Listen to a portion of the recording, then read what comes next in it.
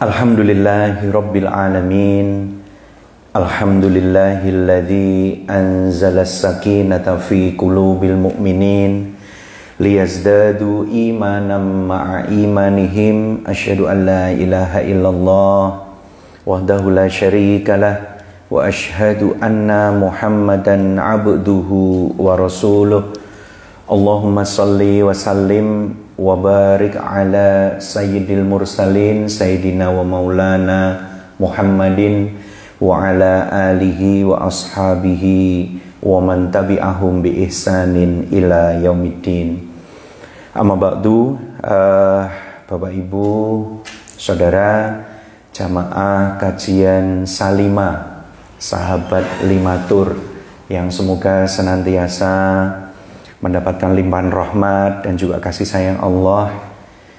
Pertama dan yang paling utama, marilah kita tidak henti-hentinya untuk bersyukur kepada Allah Subhanahu wa Ta'ala atas limpahan nikmat dan karunia yang tak henti-hentinya Allah curahkan kepada kita, yang begitu banyak nikmat itu yang kita rasakan. Kadang nopo sekedhik nikmatnya, kadang di Quran itu sampai disebutkan 2 kali, wa in ta'uddu nikmatallahi la tuhsuha. Dan jika kalian ingin menghitung-hitung nikmat yang Allah berikan, la tuhsuha, tidak akan pernah mampu untuk menghitungnya. Kalau kita misalnya mau jujur gitu, dari mungkin pagi tadi ya, sejak kita bangun sampai dengan detik ini, entah sudah berapa banyak nikmat yang Allah berikan pada kita. Di antaranya apa?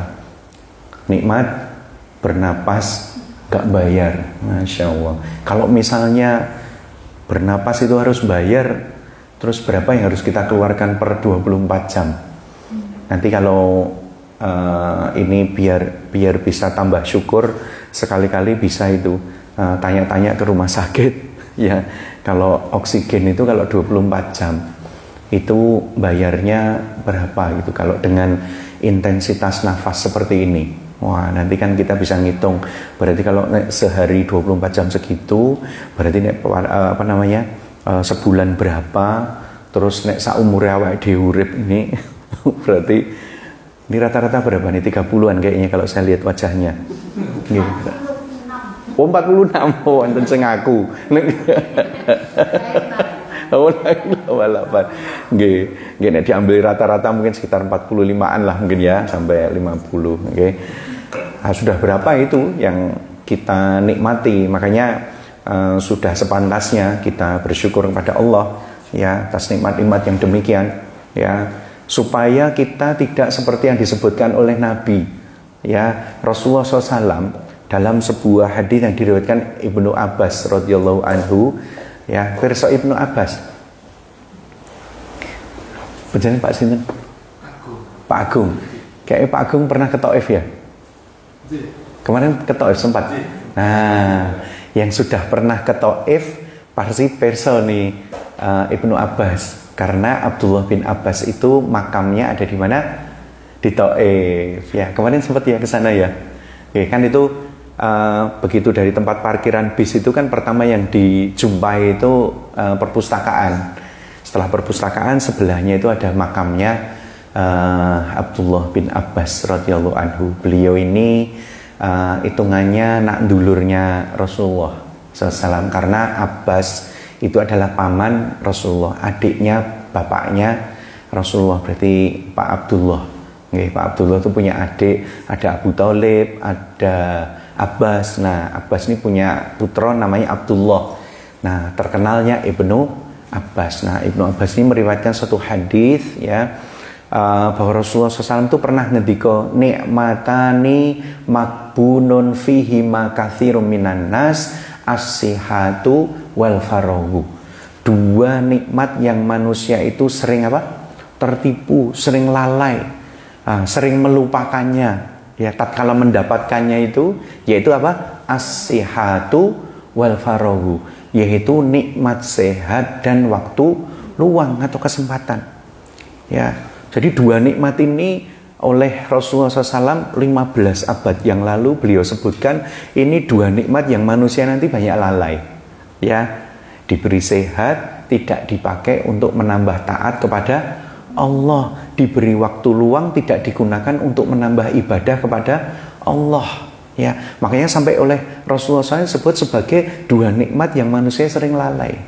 Ya, maka kita bersyukur pagi hari ini, kita mengawali pagi hari kita itu dengan apa? Taklim, dengan tolabul ilmi. Ini masya Allah loh. Ini jam segini nih, jam berapa nih? Rame-ramenya nih, manan kayak gitu. Tapi kalau Bu Ratna udah nyicil pagi ke wes dulu baru pengajian. Ini masya Allah ya, kita dapat nikmat sehat, waktu luang kita gunakan untuk apa? Taklim, untuk mendatangi majelis ilmu. Ya, Rasulullah SAW juga pernah ngendika, ini diriwayatkan oleh Anas bin Malik radhiyallahu anhu. Beliau ngendika seperti ini, ya Rasulullah SAW, jika kamu melewati taman-taman surga, maka singgahlah dengan hati yang senang. Maka kemudian para sahabat tanya, ya Rasulullah, apa maksudnya taman surga itu? Maka kemudian Rasulullah SAW ngendika, yaitu majelis-majelis yang ingat kepada Allah. Majelis zikir, majelis Quran, majelis ilmu, itu adalah majelis-majelis yang ingat kepada Allah. Dan itu disebutkan oleh Nabi sebagai taman surga. Masya Allah. Taman surga ini enten pinten yang disebutkan di dalam banyak hadis itu. Yang pertama, taman surga menika raudhah. Niki raudhah sing versi tipis-tipis. Kok versi tipis-tipis? Lah cedak. Nggih, nek saka penularan nganti tekan patian mriki ragate mboten kathah burine nggih. Mboten kathah. Paling ragat bensin piro kok tekan kene. Ndak banyak. Sangune ya paling ora pati akeh, paling mampir mulai nyoto paling. Nah, itu ndak butuh banyak. Ini raudhah versi tipis-tipis ya, yaitu majelis ilmu ya.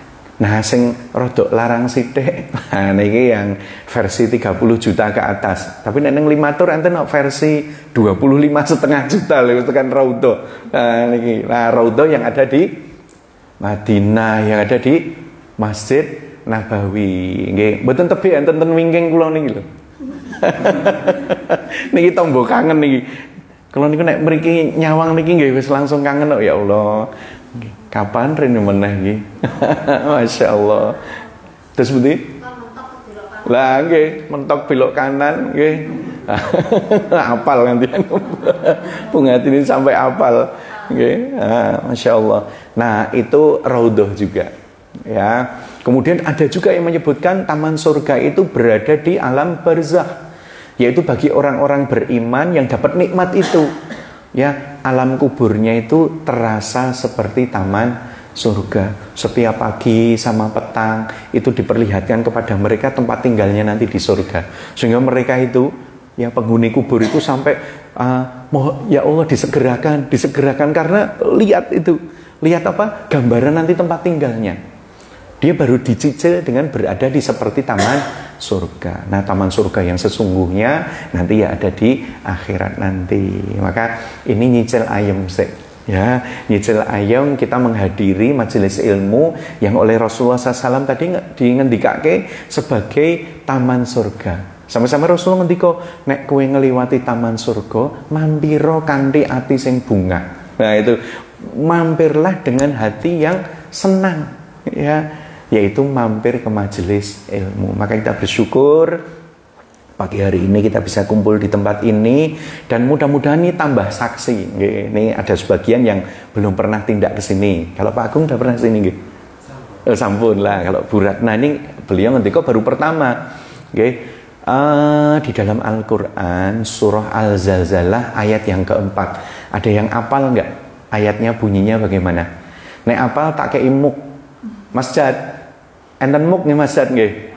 Oh, ada muk kok. Pokoknya yang apal surah Al-Zalzalah ayat 4 enggak keliru.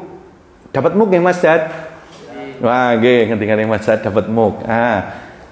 Diurut kese ida zulzilati ardu zilzalaha wa akhrajatil ardu athqalaha. Yang keempat,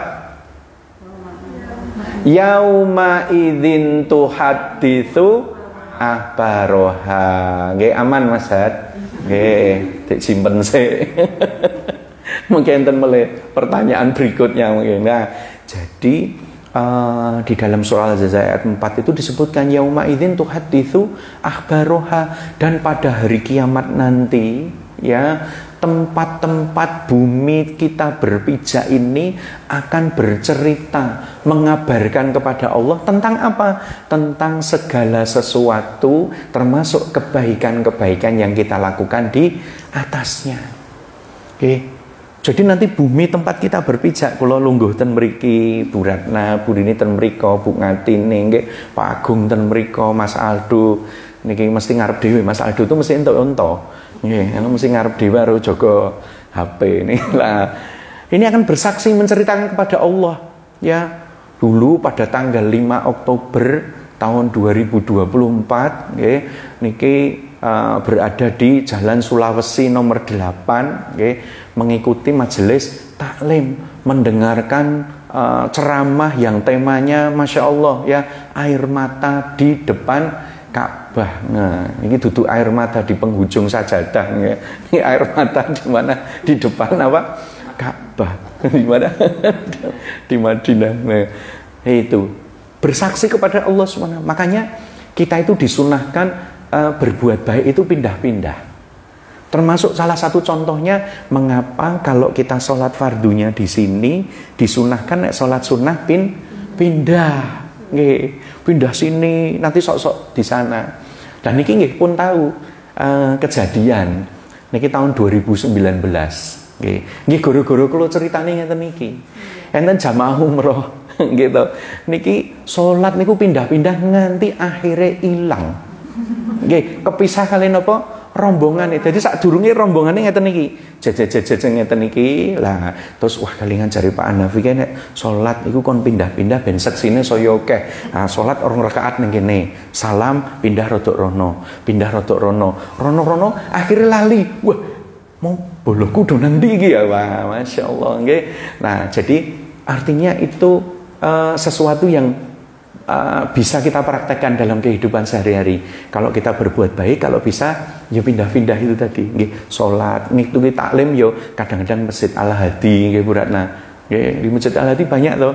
Terus di Ayam Kartini itu juga sering ada ya. Nah, itu pindah sana, pindah sini. Supaya apa? Semakin banyak tempat yang menjadi saksi atas kebaikan dan amal soleh yang kita lakukan di atasnya. Makanya nggih mboten napa-napa. Napa jenenge umroh, terus sok-sok nggo umroh plus Turki. Wah, enten bulan apa Mas Aldo? Januari. Wah, Januari. Wah, niku ten Turki berbuat baik di sana. Wah, dapat tambah saksi. Istanbul jadi saksi kebaikan yang saya lakukan. Wah, mungkin umroh plus Aqsa. Wah, umroh plus mana? Makin banyak tempat-tempat yang bersaksi kepada Allah tentang amal-amal yang kita lakukan di atasnya. Maka kita bersyukur pagi ini tema kita tentang air mata. Masya Allah. Niki kalau cerita kisah-kisah lah, nek cerita air mata nopo Kanjeng Nabi niku nopo pernah nangis. Nah niki kalau cerita ternyata Rasulullah SAW itu yo pernah menangis. Nggih. Nah suatu saat Rasulullah Muhammad SAW niku lagi ngumpul kali sahabat. Di antara salah satu sahabat yang ada di situ ada yang namanya Abdullah bin Mas'ud. Abdullah bin Mas'ud radhiyallahu anhu.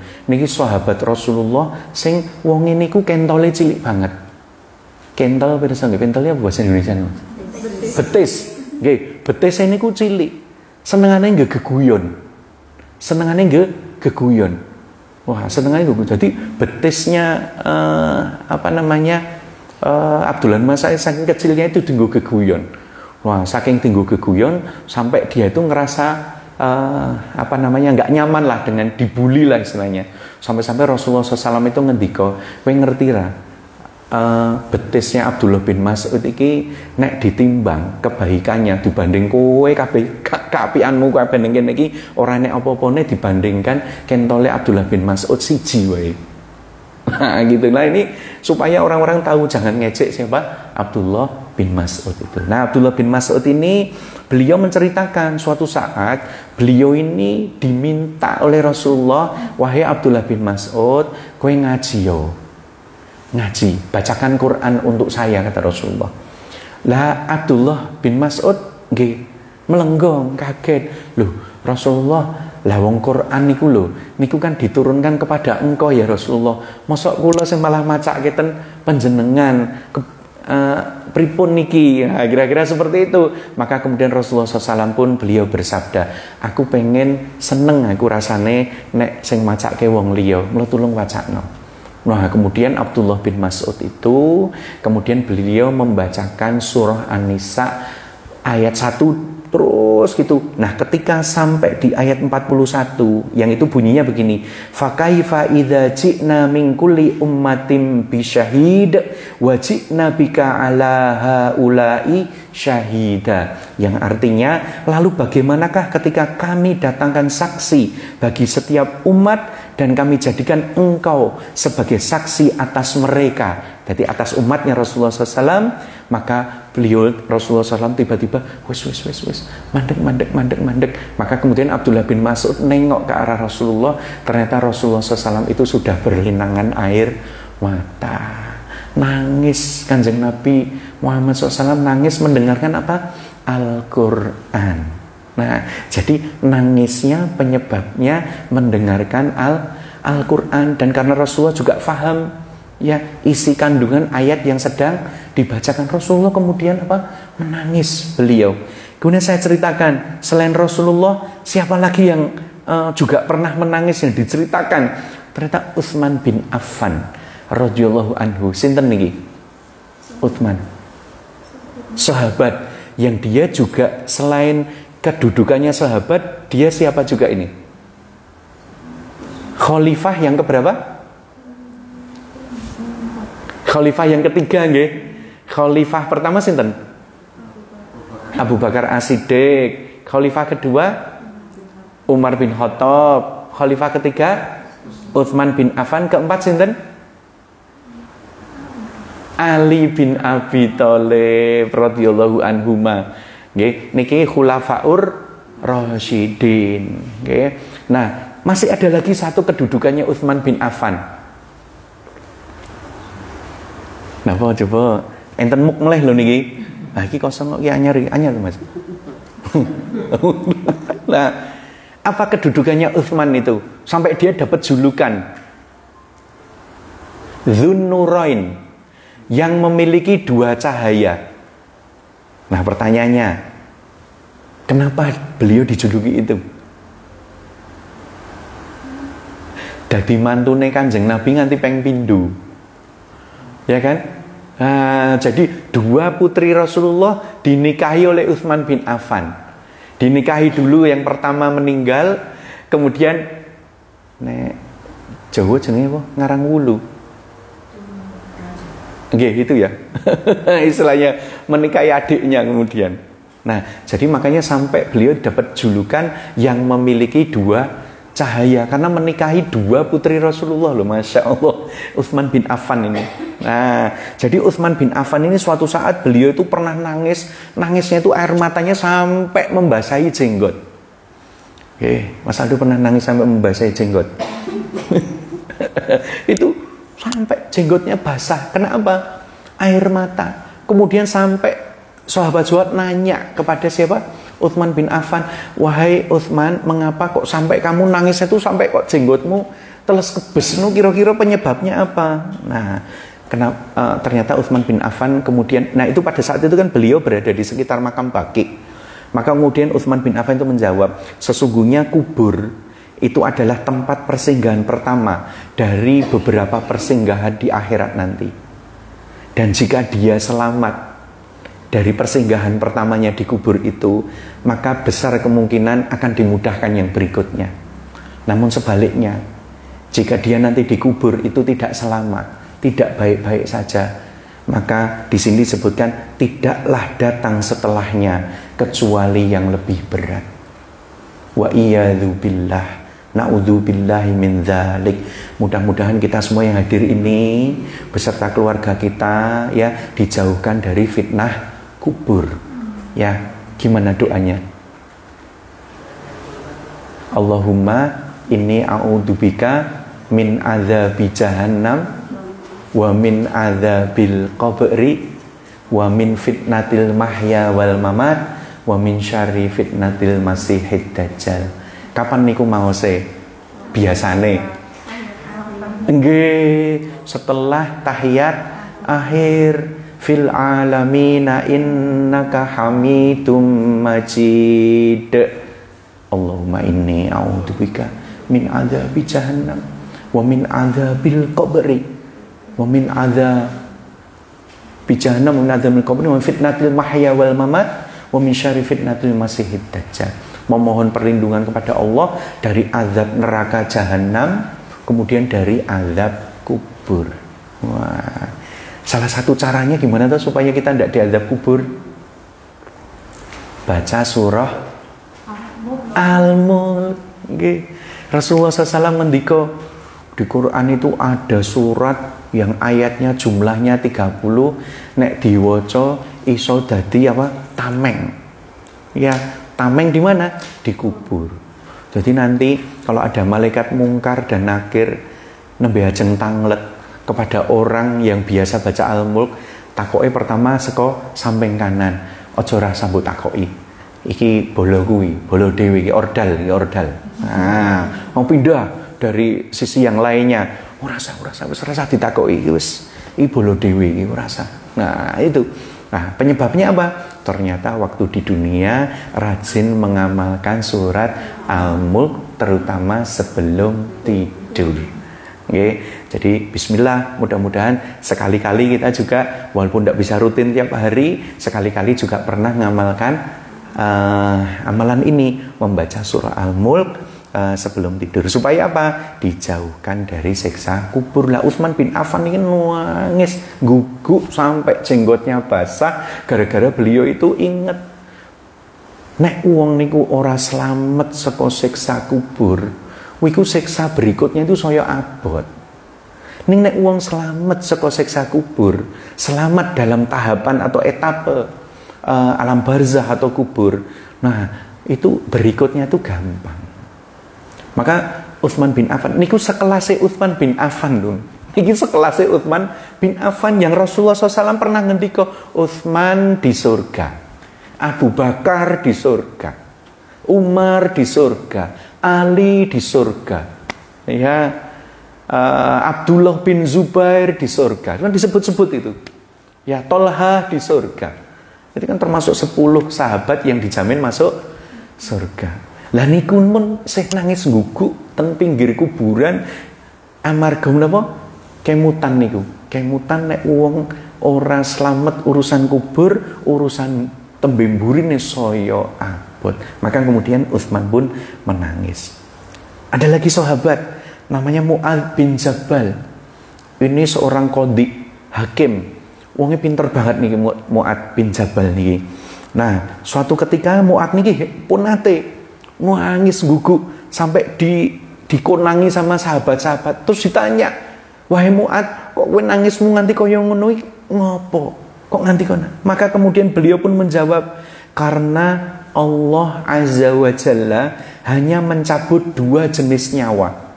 Ya, yang satu akan masuk surga dan yang satu lagi akan masuk neraka. Sedangkan aku, kata Mu'adz, tidak tahu termasuk golongan manakah di antara kedua golongan tersebut. Niki sekelasnya Mu'adz bin Jabal, sahabat Rasulullah SAW. Ya, ini saya sampai isih nangis, ya, menangis sampai terseduh-seduh gara-gara itu tadi. Ingat nek Allah itu hanya mencabut 2 jenis apa? Nyawa. Satunya masuk surga, satunya masuk neraka. Ingat itu, nangis. Ya. Yang berikutnya, ini sahabat lagi. Ya, ini saya ceritakan supaya kita tahu apa sih yang menyebabkan mereka nangis. Ya, supaya kita nanti tidak keliru. Nangisnya mergo nonton sinetron, nonton drakor nangis guguk. Gitu. Nah, Maka ini saya ceritakan, mereka itu menangisnya itu asbabnya apa, supaya kita bisa mengambil pelajaran bahwa kita nanti nangisnya juga asbabnya yang seperti itu. Abu Musa al-Asy'ari radhiyallahu anhu, suatu ketika beliau itu khutbah ya di daerah Basrah, berarti Irak itu nggih. Kemudian dalam khutbahnya itu beliau bercerita tentang apa? Neraka. Dalam khutbahnya beliau cerita tentang neraka. Nah, beliau sendiri menangis sampai air matanya itu membasahi mimbarnya. Mimbarnya itu sampai basah kuyup gara-gara kena air matanya siapa? Abu Musa al-Asy'ari. Gara-gara apa? Beliau cerita tentang neraka. Sahabat sekelas Abu Musa al-Asy'ari itu saja masih nangis sampai air matanya itu sampai membanjiri mimbar tempat beliau khutbah. Wah, sampai lihat seperti itu, yang mendengarkan khutbah pun juga kesetrum. Akhirnya apa? Ikut menangis. Ya, terbawa suasana. Terakhir, ini bukan sahabat tapi seorang tabi'in, namanya Hasan al-Basri. Nah, Hasan al-Basri rahimahullah ini, beliau juga pernah menangis. Sampai kemudian ditanya, ya, apa yang membuat engkau menangis wahai Hasan al-Basri? Maka beliau menjawab, aku khawatir besok Allah akan melemparkan diriku ke dalam neraka dan tidak mempedulikan aku lagi. Seorang Hasan al-Basri yang terkenal kesolehannya, itu saja masih nangis seperti itu, punya rasa khawatir dan takut kalau dia nanti termasuk segolongan manusia yang dicampakkan oleh Allah ke dalam neraka dan tidak dipedulikan lagi. Maka hal-hal ini tadi yang kita ceritakan di atas ini, mudah-mudahan kita bisa ambil ibrohnya. Supaya apa? Supaya kita itu ya sok-sok nangis. Pernah nangis Pak Agung? Pernah. Alhamdulillah. Orang itu kalau pernah menangis itu berarti hatinya lembut. Oke. Ya. Kalau orang itu kok ora iso nangis, wangel banget nangis. Wah, hati-hati ini. Bisa jadi hatinya sudah kerasnya kayak apa? Batu. Dia harus mencari cara bagaimana caranya dia supaya bisa menangis. Menangis yang ada manfaatnya maksudnya. Karena nangis ini macam-macam. Tadi kan saya sampaikan, misalnya nangis, wah nonton beras entek nangis. Buka dompet, rana isine nangis. Gitu. Kemudian apa? Rajak piknik karo kancane nangis. Nah, gitu. Kemudian ingat-ingat urusan dunia menangis. Tapi nggak pernah menangis. Urusan pernah dek ben di SMA kakek dosa. Ya, dek ben sering ninggal sholat, menunda-nunda sholat. Itu kelingan sehingga ngono ora nangis. Ya.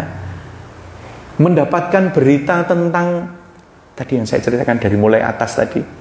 Ya, dibacakan Al-Qur'an, nggak pernah ada rasa sedikit pun ya, padahal Allah Subhanahu wa taala mengingatkan, innamal mu'minuna alladzina idza dzukirallahu wajilat qulubuhum. Ya. Salah satu cirinya orang-orang yang imannya sungguh-sungguh itu ya, tatkala wa idza tuliyat alaihim ayatuhu zadatuhum imana. Ya, tatkala dibacakan ayat-ayat Al-Qur'an ya, bertambah imannya. Ketika mendengar namanya Allah disebut ya, itu gemetar hatinya, bergetar hatinya. Dengar ayat Al-Qur'an dibaca, ada rasa makceles gitu. Dengar azan dikumandangkan, yo makceles wis wayahe salat. Bersyukur juga karena diberikan kesempatan lagi untuk salat, bergetar hatinya. Ya, mendengar ayat Al-Qur'an bergetar hatinya. Dengar nama Allah disebut bergetar hatinya. Itu ciri orang yang imannya apa? Sungguh-sungguh. Kemudian dia menangis.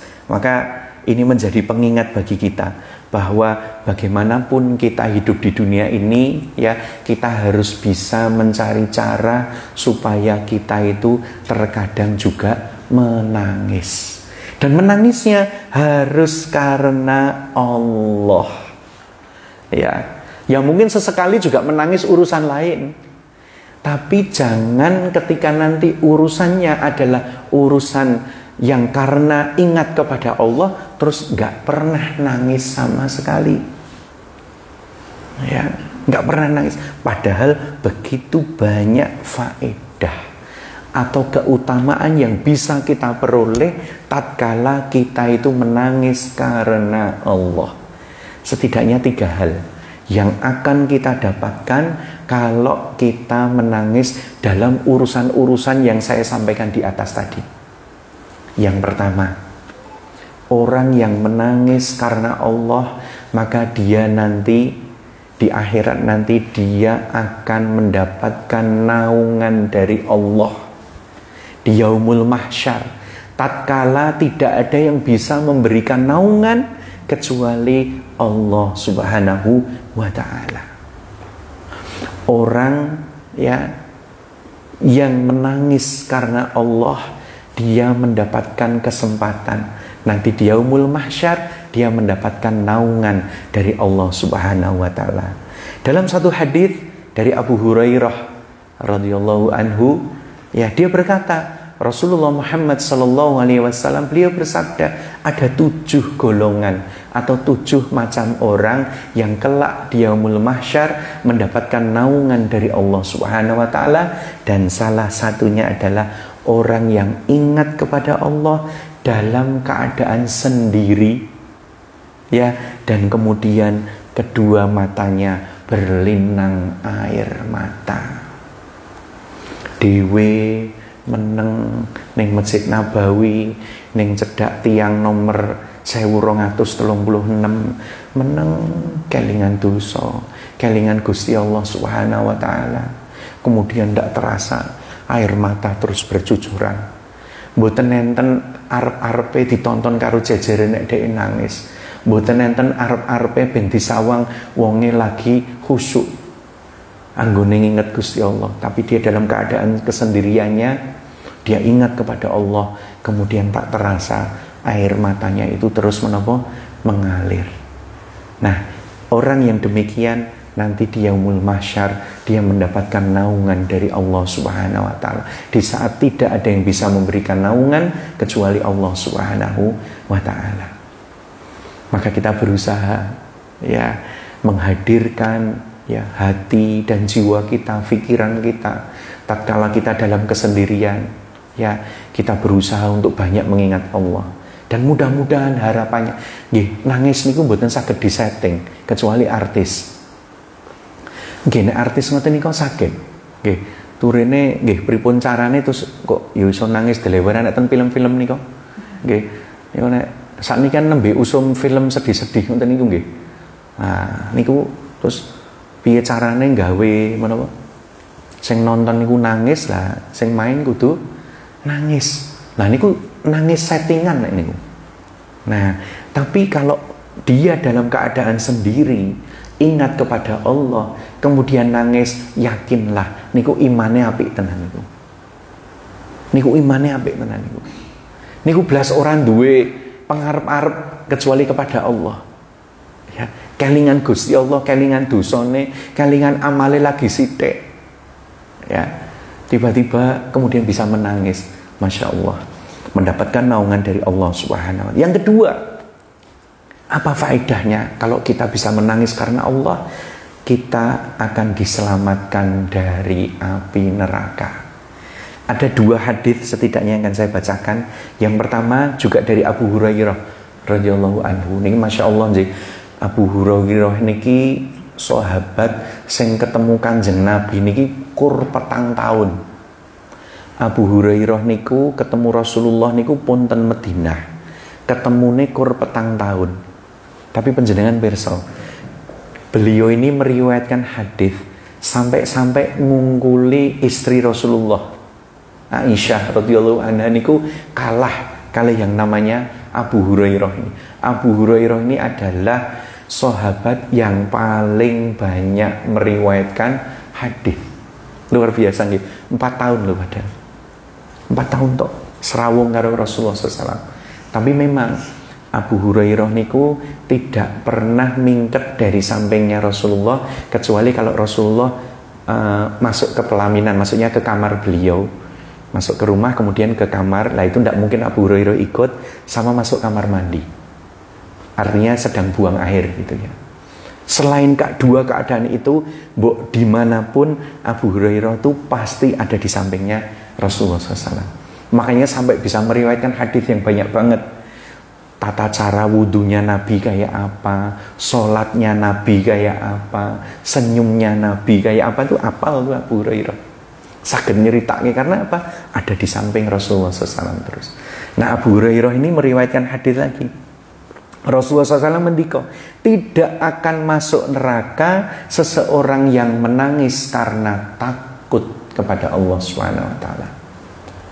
Jadi uang niku nek dirasa wedi kali Gusti Allah, okay, maka jaminannya adalah dia tidak akan dimasukkan ke dalam neraka. Wedi kemudian nangis, ya. Wong sing dirasa wedi, ya, terus nangis. Nah, itu jaminan dia tidak akan masuk neraka. Kemudian yang kedua, nah kalau ini dari Abdullah bin Abbas yang saya sebutkan di awal tadi.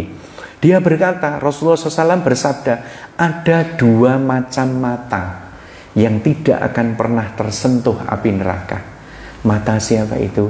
Satu, matanya orang yang menangis karena Allah. Dan yang kedua, matanya orang yang terjaga tatkala peperangan karena di jalan Allah. Artinya jihad fisabilillah, dia jaga di pos, terjaga, melek, ora bubuk, mripate melek terus jogo. Nah, itu juga termasuk mata yang tidak akan bisa tersentuh api neraka. Nah, nek yang kedua mungkin rada angel, wong ora pas perang. Oke, jadi bisanya yang pertama, yaitu mata yang menangis karena takut kepada Allah. Takut, wedi, ya Allah, dosaku akeh banget, ya, tumindakku akeh sing nglanggar syariate Gusti Allah. Saking wedine terus nangis, maka air matanya ini akan menjadi penghalang api neraka. Nah, maka ini menjadi berita gembira bagi kita. Kita berusaha, wah yen iso nek eling karo Gusti Allah nangis, ya. Pengharap-harapnya apa? Supaya air matanya ini bisa menjaga kita, ya, dari panasnya api neraka. Yang ketiga, okay, wong sing nangis, ya, itu kok bisa dapat keutamaan? Itu karena apa? Ya, keutamaannya apa? Bahagia dunia dan akhirat. Lu kok sakit? Ya. Orang sing nangis karena Allah kok iso untuk kebahagiaan dunia dan akhirat. Dari Thauban radhiyallahu anhu bahwa Rasulullah Muhammad SAW bersabda, berbahagialah siapapun yang dapat menguasai lisannya, kemudian yang dia merasa rumahnya itu adalah rumah yang luas, artinya orang yang qanaah, wong sing zuhud. Dan yang ketiga, yang dapat menangis atas kesalahan yang diperbuatnya. Ya, saya ulangi, berbahagialah siapapun yang dapat menguasai lisannya, yang rumahnya senantiasa terasa luas baginya, kemudian yang orang yang bisa menangis karena teringat dengan kesalahannya. Jadi orang yang kemudian bisa menangis, ingat dosa-dosanya yang dulu, yang pernah dilakukan, saiki wis hijrah. Kalingan dek ben aku ra nganggo kerudung, kowe rono rene pamer aurat, saiki alhamdulillah aku wis entuk hidayah, ya, berhijrah, bisa pakai apa? Hijab. Ya, bisa menutup aurat saya. Kelingan zaman biyene nangis, ya. Itu adalah termasuk bisa menjadi wasilah untuk mendapatkan kebahagiaan dunia dan juga akhirat, tentunya itu yang diharapkan. Maka majelis yang dirahmati Allah, ya, kita harus selalu berusaha, ya, untuk menciptakan kondisi, ya, agar apa? Agar ketika kita menangis, tangisan kita itu adalah karena Allah Subhanahu wa ta'ala. Penyebabnya macam-macam. Mungkin pas ziarah, Pernah ziarah kubur? Mungkin orang tua, ya, mungkin guru, mungkin sahabat dan lain sebagainya, orang-orang soleh, ya. Kemudian tatkala ziarah itu nyawang lahir tanggal sekian, bulan sekian, tahun sekian, wafat tanggal sekian, bulan sekian, tahun sekian. Oh, ternyata uripe yo enek batese yo. Berarti sok ben aku yo ngalami kaya ngene. Ketika kita bersimpuh di samping kubur, kemudian ingat bahwa sok ben yo ngalami seperti ini. Wah, kalau ini laki-laki nih, Mas Agung pernah masukkan jenazah ke dalam liang lahat. Di atas nggih. Nah, nggih, lihat aja rasanya sudah kayak gitu nggih.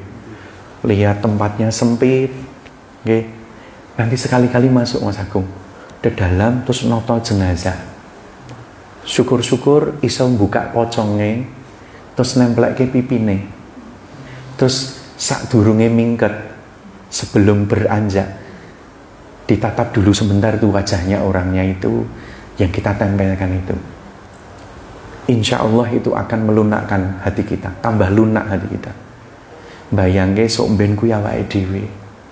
Ya, biasane nganggo napa? Apa perawatan itu namanya? Skincare. Kuwi harus kur dibedaki saonone. Kayak kur yo ngau kapuk ngono le bedaki kan ora ngati-ati nek. Saya nek bedaki jenazah kayak gitu yo ora mungkin dipupuk alon-alon. Wes gitu ya. Wes ya alon-alon, tapi maksudnya tidak sampai di mana. Ora dilipeni kalau yang perempuan itu ya. Itu. Nah, sok ben bayangke sok ben yo ngalami yang seperti ini. Ya, kemudian kita bisa meneteskan air mata gara-gara yang demikian. Maka ini adalah keutamaan yang luar biasa. Ya, atau kita nengok orang sakit. Ya, terutama yang di ICU. Pokoknya niki resepe, nek ketoke ati niki mulai angel nangis. Kok wis rada atos angel banget nangis. Niku gambil ke makam. Layat. Nek layat sawang jenazahe. Atau pergi ke rumah sakit di bagian mana? ICU. Masuk ten ICU. Ten ICU nyawang wong wis sing sekarat-sekarat niku. Nggih. Saya Masya Allah dulu lama nunggui orang tua, juga pernah dulu simbah. Kemudian anak saya sendiri dulu lama di ICU. Itu lihat bergantian menapa wafat kanan kiri. Dan prosesnya wafat itu macam-macam. Enek sing yang saya kan nggak nyebut orang, nggak gibah ya. Ini untuk pelajaran saja. Wadah yang sampai nganti bengok-bengok. Wadah yang kayak melihat sesuatu yang mengerikan. Jadi teriak-teriak itu jadi kayak lihat sesuatu. Karena saya kemudian karena mereka tahu saya guru ngaji, saya kemudian dipanggil gitu ya bersama keluarganya untuk ikut menenangkan si calon matinya ini. Wah, dia melotot melihat yang kita tidak lihat dan teriak-teriak luar biasa. Allahu a'lam yang dilihat, karena saya pun juga tidak melihat. Tapi yang jelas dia takut sekali. Allahu a'lam. Ya, ini kan jadi pelajaran. Ya Allah, kayak sampeyan matiku, moga-moga ora kaya ngene iki. Muga-muga matine sing pripun? Sing husnul khotimah. Ini so matine senyum karena apa? Malaikat pencabut nyawanya berwujud yang ganteng, yang cantik, ya, yang cakep. Tapi kalau berwujud yang mengerikan, itu kan mesti ada rasa takut. Ya, kita pernah lihat jenazah yang senyum, gitu. Mungkin yang dilihat yang indah itu mungkin. Kita lihat beberapa korban pemboman Zionis Yahudi itu ya. Itu kan ada beberapa orang Palestina itu yang penghafal Quran itu senyum seperti itu ya. Ya mungkin waktu dicabut nyawa kemudian langsung diperlihatkan sesuatu yang indah-indah. Ya, maka kalau hati kita sudah mulai keras ya lihat-lihat yang seperti itu. Mudah-mudahan bisa melembutkan hati. Atau juga ada resep ngelus-ngelus kepalanya anak yatim. Nah, ini Pak Hanafi ya yatim ya. Tapi ya ngelus-ngelus kepalanya Pak Hanafi. Nah, ini maksudnya anak yatim yang belum balik. Karena kalau secara syariat itu kalau disebut yatim itu sebenarnya yang belum balik. Ya, kalau sudah balik itu dianggapnya wis iso golek duit dhewe. Ya tapi ya prakteknya nek Indonesia ini ya mbak wis balik kadang nanti gede ya orang iso golek duit dhewe gitu ya. Sehingga masih butuh apa? Bantuan. Itu. Nggih, tapi itu dilus-lus. Jadi kan biasanya kalau Ramadan itu kan suka kalau buber itu suka ngundang anak yatim nggih biasanya. Misalnya komunitasnya Burini ngundang anak yatim. Nah, itu sambil ngasih amplopnya itu jangan lupa menapa? Dilus-lus kepalanya. Supaya apa? Melembutkan apa? Hati. Karena itu salah satu cara melembutkan hati itu ngelus-lus anak yatim. Tekan ngomah oh, bojoku yo yatim kok tak lus-lusnya gendule bojoku lah iki nanti ben apa namanya? Jadi lembut hatinya. Nah, jamaah salimah yang dirahmati Allah. Allah Subhanahu wa taala niku mengistimewakan momen dan juga tempat-tempat tertentu dibandingkan yang semisal. Allah Subhanahu wa taala contohnya mengistimewakan waktu niki contohnya ngeten. Niki bengi niki kan mulai maghrib nganti tekan subuh. Ternyata dari mulai maghrib sampai subuh niku enten sing diistimewake kali Gusti Allah. Kapan itu? Sepertiga malam yang terakhir. Di antara malam yang penuh itu ternyata Allah istimewakan waktu tertentu, yaitu di sepertiga malam yang terakhir. Berarti kira-kira mulai jam 1 sampai berkumandangnya azan subuh. Jadi kira-kira jane nek misalnya tangi setengah jam sak durung azan subuh niku pun ngalami yang namanya apa? Sepertiga malam yang terakhir. Niku istimewa dalam 24 jam. Kemudian Allah istimewakan dalam satu pekan. Ada yang namanya Sayyidul Ayyam. Hari apa itu? Jumat. Hari Jumat itu disebut sebagai Sayyidul Ayyam. Penghulunya, komandannya, sing saapi-api edino. Nah niku dinten apa? Jumat. Dinten sedaya sae, tapi sing paling sae niku dinten Jumat. Jumat diberikan keistimewaan oleh Allah Subhanahu wa taala sampai-sampai ada mandi khusus hari Jumat. Pernah Mas Adu mandi Jumat? Sering ya? Pantai Nanyar soal ini. Nah, ini mandi napa? Jumat niku disyariatkan. Nggih. Niku senes mandi seperti biasa, mandi yang dinapa? Diniati. Ya, mandi yang diniati karena hari Jumat. Niki istimewa. Sampai-sampai wong lanang niku nek dinten Jumat niku disyariatke nek nganggo lengowang ini sing paling apik sing diduweni. Karena apa? Mau berkumpul dengan orang banyak pergi Jumatan. Sampai disyariatkan, disunahkan memakai baju yang warna putih. Jadi nek Jumat niku ngangge putih niku termasuk sunnah. Nganggo adusnya diniati. Saya niat mandi sunnah hari Jumat. Kemudian pakai baju putih, pakai parfum yang tidak biasanya dipakai. Jadi duwe lenga wangi khusus yang tinggal dina Jumat. Wah, ini Mas Agung, Mas Aldo, saya. Ini kalau bisa, kalau Jumat mau pergi Jumatan, entah itu mau jadi jamaah, entah mau khotbah, ya berusaha ya pakai wangi-wangian yang paling baik. Biasanya kan kalau manasik nih kan, kalau sudah berihram gunakan wangi-wanginya yang paling baik karena kan mau ke Baitullah. Nah selain itu hari Jumat pakai wangi-wangi yang terbaik. Allah istimewakan hari Jumat. Dalam satu bulan ada yang diistimewakan oleh Allah, yaitu apa? Hari-hari putih. Tanggal 13, sekawan welas, gangsal welas. 13, 14, 15 dalam sistem penanggalan apa? Hijriyah. Biasa disebut apa? Ayyamul Bid. Ya, Ayyamul Bid itu artinya hari-hari putih. Ngopo kok disebut hari-hari putih? Karena pada saat itu bulane terang benderang. Maka disebut hari-hari yang terang benderang atau hari-hari apa?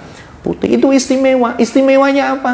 Pada saat itulah amal-amal manusia diangkat ke langit. Waktu yang istimewa. Ternyata Allah juga mengistimewakan waktu-waktu yang berikutnya, yang lainnya. Contohnya apa? Waktu umroh. waktu haji, waktu tawaf, waktu sa'i, itu adalah waktu-waktu yang diistimewakan oleh Allah Subhanahu wa taala. Jadi segala tumindak kesainan yang dilakukan di waktu-waktu tersebut, sepertiga malam yang terakhir, podo-podo salat. Sepertiga malam yang terakhir dengan pertengahan malam, beda bijine. Ngaji di awal malam ba'da isya dengan di sepertiga malam yang terakhir, beda bijine. Sedekah Kemis karo Jumat, ya beda bijine. Ya, bersolawat hari biasa dengan hari Jumat, beda bijine. Poso selain 3 hari yang saya sebutkan Ayyamul Bid, dibanding hari-hari yang lainnya, yang lain nilainya, dan lain sebagainya. Segala amal kebaikan, termasuk ketika kita beramal soleh, melakukan kebaikan tatkala kita safar, dan safarnya adalah ibadah. Contohnya pergi umroh, pergi haji, selama kita di sana, semua amal kebaikan kita bijine nggih benten, termasuk tatkala kita bisa berurai air mata, tatkala kita berada dalam keadaan tersebut. Allah Subhanahu wa taala juga mengistimewakan tempat-tempat lebih istimewa dibanding yang lainnya. La tusyaddur rihalu illa ila thalathati masajid. Janganlah kalian bersusah payah, ngoyo, keroyo-royo melakukan perjalanan kecuali ke 3 tempat. Masjidi hadza, kata Rasulullah, masjidku ini, masjid Nabi. Wa masjidil haram, masjid haram yang ada di Mekah. Wa masjidil aqsa, dan masjid Aqsa yang ada di Palestina. Ya, la tusyaddur rihal, jangan sampai keroyo-royo nabung tenanan kecuali untuk mengunjungi 3 tempat ini. Ya, jadi tidak disyariatkan kita kok nabung nanti tenanan korar ning Korea. Mbok ning Korea wae cedak. Nggih. Lho boleh ndak ke Korea? Boleh. Tapi ke Mekah Madinah dulu. Nggih. Nah, dolan ning Bali. Yo, nek asal tujuannya apik silaturahim ndak apa-apa. Ke sana ora nonton wong udo ning kono, lah itu ya enggak apa-apa. Ning kono duwe sedulur ning kono enggak apa-apa. Tapi le nabung aja nganti keroyo-royo sampai mengalahkan pergi ke 3 tempat ini tadi. Keroyo-royo keliling Eropa. Keliling Eropa ini ten pundi mawon niku berarti. Nang Jerman, nang Londo dan lain sebagainya. Ya silaturahim karo penjajah-penjajah ya awake dhewe mbiyen. Nah, sampai keroyo-royo ke sananya. Jangan. Sebelum kita pergi ke 3 tempat itu. Oke, setidaknya 2 tempat lah setidaknya, gitu. Masjid Nabi dan Masjid Haram. Tempat ini diistimewakan. Sampai-sampai di 2 tempat itu disebut Haramain, yaitu tanah haram, 2 tanah haram. Semua kebaikan yang dilakukan di kedua tempat itu, apapun itu bentuknya, memiliki nilai kebaikan yang lebih. Nah sekarang kita bayangkan, nek awake dhewe niku ada kesempatan oleh Allah diundang ke sana. 1, kita berada dalam waktu yang paling baik. Karena apa? Kita sedang safar. Kita jadi musafir, dan musafirnya ibadah. Dan yang kita kunjungi, kita tuju itu adalah 2 di antara 3 masjid yang disebutkan sebagai nggak boleh kita keroyo-royo itu tadi. Ya, waktunya paling baik. Terus kita menuju ke tempat yang paling baik di muka bumi ini, yaitu di depan Ka'bah dan juga di Masjid Nabi. Maka ketika kita itu dapat rezeki, diundang oleh Allah, ya, ini kan undangan kalau tidak ke sana. Maka bacaannya menapa? Labbaik Allahumma labbaik. Ya, itu aku penuhi panggilanmu ya Allah. Karena apa? Kita memang diundang sama Allah di sana. Maka ketika kita tuh dapat rezeki, Masya Allah, manfaatkan kesempatan ini sebaik-baiknya. Untuk apa? Melakukan berbagai amal kebaikan, termasuk nek iso nangis ten mriko. Yo iso nangis guguk ten mriko ning ngarep Ka'bah. di rumahnya Allah Subhanahu wa taala, Baitullah yang ada di Mekah, nangis di depan Ka'bah, mengingat dosa-dosa kita, bertobat kepada Allah. Kita itu sejatinya dipilih oleh Allah. Kalau diundang ke sana, itu dipilih sama Allah karena kita mau diampuni dosa-dosa kita. Maka syukur sekali kalau kita tuh dapat kesempatan bisa ke sana, itu Masya Allah. Ya, makanya kalau ke sana jangan waktunya dihabiskan untuk apa? Ya nggak perlu. Ya, di sana waktu nentek gue foto-foto misalnya gitu. Kami nek limatur enak, saat ini enten fotografer. Nah, di limatur sudah ada fotografernya. Itu mereka bayar wong khusus gue fotografi, gue ngambil video, motret. Supaya apa? Supaya jamaahnya bisa konsentrasi ngibadah. Itu ikhtiarnya limatur itu. Supaya apa? Supaya nanti jamaah itu nek pas tawaf, pas sa'i gitu, pas menjalankan umroh, pas sholat itu ndak habis waktunya untuk apa? Foto-foto itu wis diabadikan. Seret. Sama siapa? Nah, ada petugasnya. Alhamdulillah, itu ikhtiarnya. Dulu ya waktu awal-awal belum ada, jamaah harus meluangkan waktu untuk foto sana, foto sini. Sekarang, wah, dan limatur penak banget, wis karek mapan, wis enek sing napa? Wis karek konsentrasi. Karena kalau sudah mungkin kita sibuk foto kan angin nangis angel. Wah, wis perjalanan dari Bir Ali sudah ada yang video semua. Ibu ini nggih. Wah, sudah ada petugasnya. Anak muda gitu yang ganteng-ganteng. Lajang-lajang. Ngambil-ngambil gambar seperti itu supaya apa? Bisa menangis kita. Ya, talbiyah, menghadirkan hati dan jiwa sampai ke depan Ka'bah. Masya Allah, dengkule lemes. Saumur-umur tau roh Ka'bah. Saya dulu ada jamaah, Ustaz, kula niku saestu, kula niku mboten ngira nek Ka'bah niku ten jero kados ngeten kaya mall ngeten iki. Kula kinten niku Ka'bah niku nggih ten padang pasir. Walah, saya itu ya mikir, apa ya ora tau nonton video-video sampai beliau itu berpikirnya seperti itu ya, sampai jadi Ka'bah itu dipikir beliau itu di tengah padang pasir. Padahal kalau masih di padang pasir ya zamannya Nabi Ibrahim itu atau mungkin zamannya Rasulullah lah mungkin ya itu. Kalau zaman sekarang ya Ka'bah itu sudah berada di tempat yang indah sekali dalam Masjidil Haram. Nah, maka kesempatan emas ini ketika kita dapat kesempatan diundang oleh Allah ke sana, mendapatkan waktu yang terbaik di tempat yang terbaik, maka kalau kita bisa meninggalkan bekas-bekas kebaikan di sana. Apa itu bekas kebaikannya? Di antaranya kita bisa banyak bertobat kepada Allah. Nah, nanti kalau misalnya kemarin masih sempat terlewat, hurung sempat nangis, bersimpuh, sujud, artinya memperbanyak sholat di depan Ka'bah, kok urung iso nangis, ndang dibaleni niku daftare pun enten niku karek milih. Kapan? Baleni mriko melih. Caranya bagaimana? Menghadirkan hati dan jiwa ini. Pikirannya pokoknya aku ronai kur arep mertobat. Golek ridhone Gusti Allah. Tidak ada tujuan-tujuan yang lainnya. Pokoknya ke sana. Dulu saya pernah ada jamaah juga.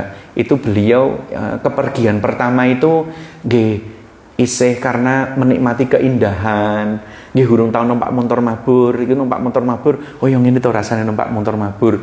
Nah, kemudian sampai sana, yo seneng kayak gitu, tapi belum bisa menghadirkan hati. Satu saat setelah ngaji, kemudian beliau tahu, wah, kok ndek men aku kok orang ngono ya, baleni daftar meneh. Akhirnya kemudian pergi ke sana, sampai sana kemudian beliau tidak melakukan yang lainnya kecuali memperbanyak iktikaf di masjid. Wes waktunya dihabiskan di Masjid Haram, di Masjid Nabi, dihabiskan untuk ngaji, sholat, berzikir kepada Allah. Waktunya dintek ning ngarep Ka'bah. Karena apa? Ya dia bayangin rene adoh. Ragate yo ora sithik. Ngopo kok tak lewatkan momen-momen ini kok terlewat begitu saja.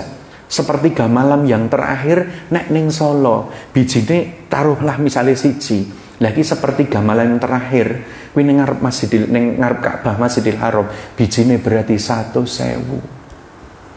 Nah, berarti kalau kita misalnya sholat tahajud Gitu. Nangis karo Gusti Allah di Solo ini sepertiga yang terakhir, sepertiga malam terakhir dibanding ngeten mriko niku 1/100.000 kali. Maka Masya Allah, mudah-mudahan kita bisa dapat kesempatan ke sana lagi.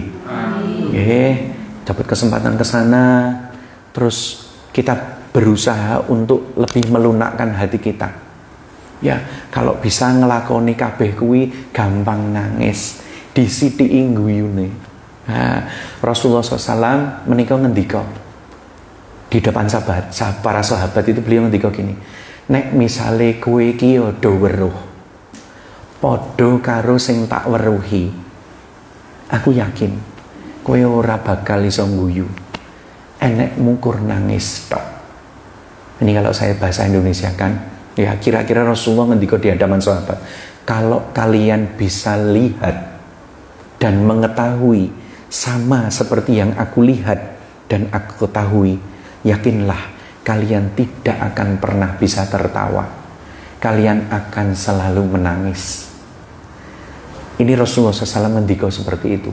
Imam Syafi'i juga pernah ngendika sedikit seperti, mirip-mirip seperti ini, tapi beliau ngendikanya gini, kalau kalian tahu tentang akhirat, maka saya yakin kalian tidak akan pernah meninggalkan tempat sujud kalian.